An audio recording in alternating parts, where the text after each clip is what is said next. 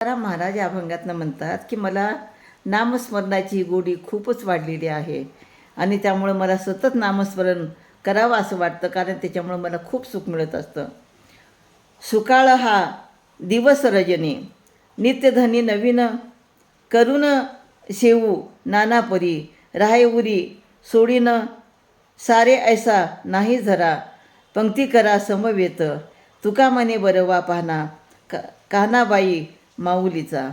तर नामस्मरणामध्ये मुळं दिवस काय रात्र काय मला सगळा सुकाळ झालेला आहे, कारण मी दररोज नामस्मरण करतो आणि दररोज नामस्मरण केल्यामुळं मला दररोज नवीन तृप्तीचा अनुभव मी घेत आहे.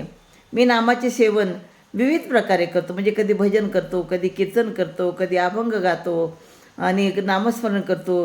म्हणजे वेगवेगळ्या प्रकारे मी विठ्ठलाचं नामस्मरण घेत आहे आणि त्यामुळं मला नामस्मरणाची गोडी वाढतच गेलेली आहे.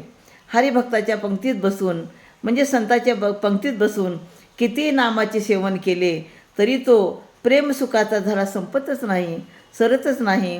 तुकाराम महाराज म्हणतात, माझ्या कान्हाबाई माऊलीचा हा नामसुखाचा पाना फारच सुख देणारा आहे. म्हणजे जेव्हा आईचं दूध पिणारं बाळ तृप्त होतं, तसं हे जे विठ्ठलाचं नामस्मरण आहे, ह्या विठ्ठलाच्या नामस्मरणामुळं तुकाराम महाराजाचं मन तृप्त होतं आणि ते म्हणतात की तुमच्या नामस्मरणाचा जो झरा आहे तो संपत नाही आणि मी दररोज तुमच्या नामस्मरणामधून भजन कीर्तनामधून एक नवीन तृप्तीचा अनुभव घेत आहे. अशा प्रकारे ते सांगतात. रामकृष्ण हरी.